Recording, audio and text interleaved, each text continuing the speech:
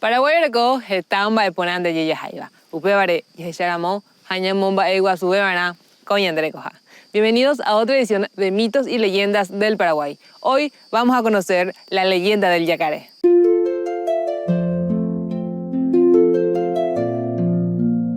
La leyenda relata la historia de Ñano, un valiente guerrero guaraní, medio petizón pero fornido con una gran habilidad para nadar. Podía sumergirse en las aguas y cazar a los peces utilizando solamente las manos. También tenía una gran rapidez de reflejos y demasiada fuerza.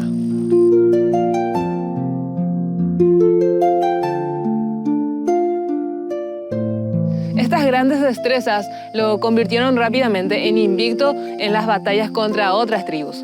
Sin embargo, esta fama y también este éxito despertaron rápidamente la envidia y el temor, especialmente de los guaycurúes y los tobás, que planearon una idea para eliminarlo y así evitar su continua supremacía.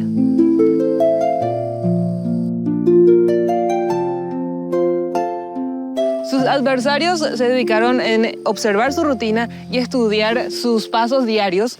Y justamente Ñano todos los días se levantaba, se iba a bañar al río, limpiaba su larga cabellera y pintaba su cuerpo de color verde selva para de esta manera poder cazar camuflado. Justo en uno de esos momentos, sus enemigos lo emboscaron en el río.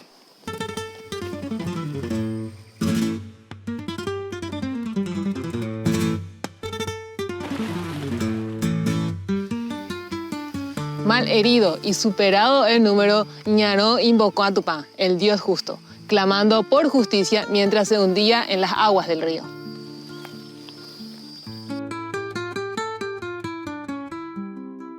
Tupã escuchó sus súplicas y exclamó: "Te ordeno que sumerjas el agua como un nuevo ser. Tu piel verde y dura no podrá ser penetrado por simples flechas. Tu boca será inmensa y podrás destrozarlos con tu fuerza. Tu habilidad será tanto en tierra como agua, sorprendiendo a muchos, y serás un verdadero cazador todoterreno".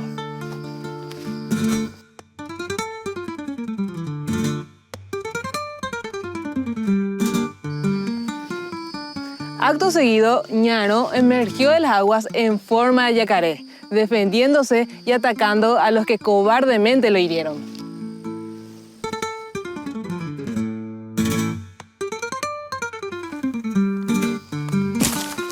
Desde entonces, Ñano se arrastra por las orillas de los ríos y las lagunas, recibiendo la bendición de Tupã con la boca abierta y mirando hacia el cielo, para luego sumergirse de nuevo al agua para buscar su alimento como lo hacía antes. Pero si aparecen invasores, no dudará de emerger nuevamente de las aguas para defender su territorio.